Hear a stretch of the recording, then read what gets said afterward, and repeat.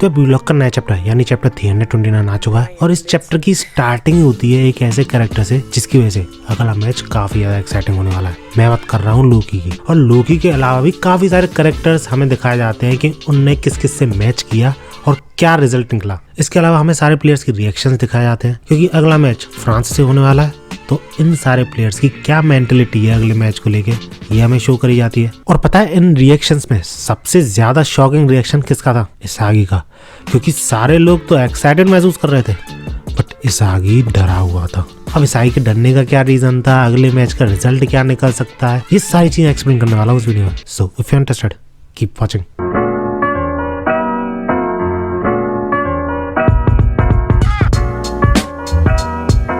तो चैप्टर की स्टार्टिंग होती है ब्लैक डेविल लोकी से, जो कि हमेशा की तरह अपनी तगड़ी स्पीड का यूज करके सामने वाली टीम को तबाह कर रहा होता है। और सामने वाली टीम भी कोई छोटी मोटी टीम नहीं थी, इंग्लैंड की टीम थी जिसको कि लोकी 2-1 से हरा देता है। और जो फ्रांस की तरफ से 2 गोल्स किए जाते हैं वो दोनों ही गोल्स लोकी के थे। और ऐसी परफॉर्मेंस बंदा वर्ल्ड कप स्टेज लेवल पे बिना पसीना बहाए देता है। खैर इसके बाद हमें सारे ग्रुप्स के रिजल्ट दिखाए जाते हैं जिसको कि तुम स्क्रीन रोक के देख सकते हो चाहो तो। एंड इसके बाद अनएक्सपेक्टेडली हमें दिखाया जाता है काइजर, जिसका कि मैच कोस्टारिका से चल रहा था और बंदे ने सिंगल हैंडेडली पूरी की पूरी टीम को हरा दिया, वो भी 3-0 से। और तीनों गोल काइजर के थे, यानी हैट्रिक मारी है। इसके बाद हमें सारे ब्लू प्लेयर्स की बातचीत दिखाई जाती है जो कि इन्हीं सारे मैचेस को एनालाइज कर रहे थे और एक दूसरे के साथ इंफॉर्मेशन शेयर कर रहे थे कि उनका क्या पॉइंट ऑफ व्यू है। जिनमें से आइको और नाना से काफी इम्प्रेस्ड थे, स्पेशली काइजर से, क्योंकि यार वर्ल्ड कप लेवल पे हैट्रिक मारना कोई छोटी बात तो है नहीं। इन्हीं की बातों में क्योरा भी एग्री कर जाता है, लेकिन आर्यू जो था वो समझ जाता है कि काइजर इस तरीके से डेस्परेटली परफॉर्म किसी को शो ऑफ करने के चक्कर में कर रहा है। एंड वो बंदा और कोई नहीं इसागी था। और इस बात पे ऑलमोस्ट सारे ब्लूलॉक प्लेयर्स एग्री करते हैं। इसके बाद इसागी की इतनी ज्यादा वाहवाही सुन के बारों का दिमाग खराब हो जाता है, उसे चिढ़ मचने लग जाती है, इसलिए वो सब लोगों को शांत होने को बोलता है। इसके बाद ह्यूरी ये फिर से मेंशन करता है कि ये जो ग्रुप लीग है ना, ये राउंड रॉबिन की तरह है, यानी इसमें हर टीम 3 मैचेस खेलेगी और सारी टीम्स में से सिर्फ 2 ही टीम्स आगे फॉरवर्ड होंगी based on their points and winning matches, जिस वजह से सारे ग्रुप्स में से सिर्फ 6 टीम मूव ऑन होंगी वर्ल्ड कप खेलने के लिए। और रही बात जापान की यानी ब्लूलॉक की, तो एक मैच तो वो जीत चुके हैं तगड़े पॉइंट के साथ। इसका मतलब ये है कि उन्हें एक मैच और जीतना है सिर्फ मूव ऑन करने के लिए। जिसके रिप्लाई में रायची बोलता है कि हाँ ये सारी चीजें तो हमें पता है, बट ये चीज कहना आसान है अगले मैच के लिए, बट करना नहीं, क्योंकि अगला मैच हमारा फ्रांस से होने वाला है, the world's number 1 ranked team. और ऐसा शायद इसलिए बोला जा रहा है क्योंकि पिछला वर्ल्ड कप फ्रांस ने ही जीता था। मेरे कहने का मतलब है पिछले से पिछला, क्योंकि पिछला तो अर्जेंटीना ने जीता था, उससे पहला फ्रांस ने जीता था। लेकिन इसके रिप्लाई में शिगरी बोलता है डजंट मैटर, कोई भी हमारे सामने क्यों ना आए, हम सबको डिवोर करेंगे और जीतेंगे। और शिगरी की इसी बात को फॉलो करते हुए कोरोना भी बोलता है कि हाँ और क्या, अगर हमें उन्हें कभी ना कभी हराना ही है तो अगले मैच में क्यों नहीं, क्योंकि उनको हराए बिना हम वर्ल्ड कप तो जीत नहीं सकते और हमारा गोल है वर्ल्ड कप जीतना। एंड इस बात पे युकीमिया भी एग्री करने लग जाता है।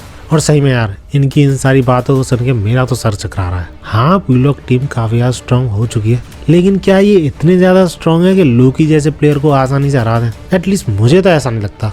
ये लोग अगले मैच को जरूर हारेंगे, ऐसा मुझे पक्का लगता है।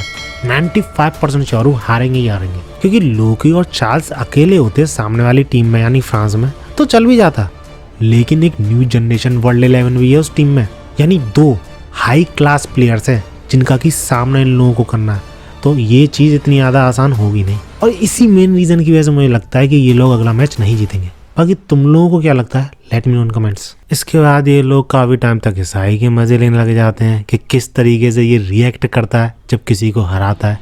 सेम चीज उसने काइजर के साथ की थी, उससे पहले बारो के साथ की थी, ऐसा ही उसने रिन के साथ भी किया था, इसलिए सारे लोग इसाई के पीछे लगे हुए हैं। And eight the end of their conversation ये सब लोग सीरियस हो जाते हैं और शिगरी ये बोलता है no seriously that just mean के हर कोई तुम्हारे पीछे पड़ा है। जिस पर रायची जो कि डिफेंडर है फिलहाल, वो इसाई से बोलता है कि ये मत समझना कि मैंने अभी नंबर 1 वाला स्पॉट छोड़ दिया है। जिस पे पहले तो इसाई चुप, फिर जाते जाते हंसते हुए उनसे बोलता है या ब्रिंग इट ऑन, क्योंकि यही तो इलाइट ईगोइस्ट ब्लूलॉक का चाहता है। इसका जब इसागी वॉशरूम में घुसता है तो वहां पर उसे अपना एक राइवल मिल जाता है यानी रिन जो कि वही कर रहा था जो कि इसाई करने आया था। इस वजह से ये सिचुएशन काफी ऑकवर्ड बन जाती है। इसके बाद इन दोनों के बीच में कुछ ऐसी कन्वर्सेशन होती है जिसकी वजह से इसागी थोड़ा घबरा जाता है, क्योंकि ये दोनों जब अपने अपने काम में लगे थे तो रिन इसागी से पूछता है, इज सॉकर फन? क्या तुम्हें सॉकर खेलने में मजा आ रहा है? स्पेशली तब जब तुम अपनी बेस्ट स्टेट में हो और सब कुछ तुम्हारे प्लान के अकॉर्डिंग चल रहा है। जिस पे इसागी बोलता है, हाँ बिल्कुल आ रहा है मज़ा मुझे, और तुम बताओ तुम्हें क्या जेलसी फील हो रही है? लेकिन रिन मजाक नहीं कर रहा था, वो सीरियसली इसागी से बोलता है, दैट्स नॉट इट।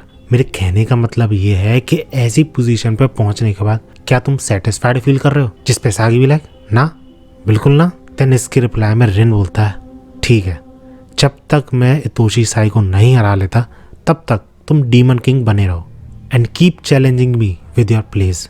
और ऐसा रिन पता है क्यों बोल रहा है? क्योंकि मैंने कुछ वीडियोस पहले ये चीज़ बताई थी तुम्हें कि जब मेन गोल खत्म हो जाता है ना ब्लॉक सीरीज में किसी भी प्लेयर का, तो वो सेटिस्फाइड फील करने लग जाता है एंड एज ए रिजल्ट उसकी ईगो खत्म हो जाती है और उसका खेल में मन नहीं लगता, और मन लगता भी है तो परफॉर्मेंस अच्छी नहीं जा पाती। सेम चीज़ नाई के साथ हुई थी और यही चीज़ मैंने बताई थी कि रिन के साथ भी हो सकती है, क्योंकि उसका गोल है साई तोशी को पीछे छोड़ना, उससे बढ़िया खेलना।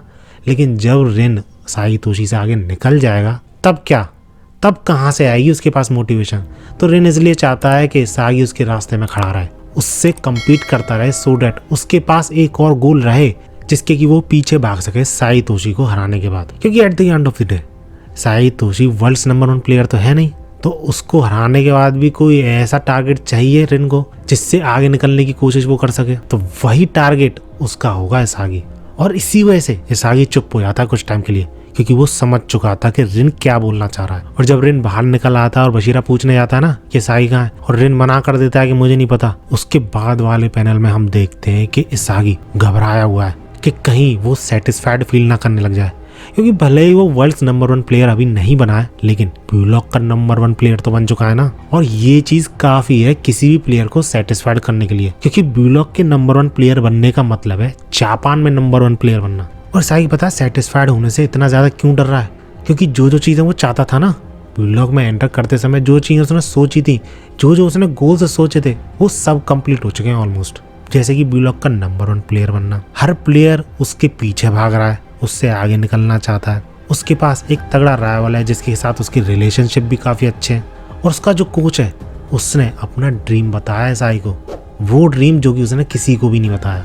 और इसी वजह से साई को लगता है that being number 1 is scary, क्योंकि प्रोडिजीज जो होते हैं उनको तो नंबर 1 रहने की आदत होती है, इसलिए उन्हें प्रेशर महसूस नहीं होता अगर वो नंबर 1 पे भी हैं तो। लेकिन इसागी ऐसा नहीं था, बंदे ने स्क्रैच से स्टार्टिंग करके यहाँ तक पहुँचा है, और अब उससे नंबर 1 होने की अहमियत समझ में आ रही है, क्योंकि अगर वो कोलैप्स होता है तो पूरी की पूरी ब्लॉक और उसके सारे प्लेयर्स कोलैप्स कर जाएंगे, उनके जो गोल्स हैं वो सब टूट जाएंगे।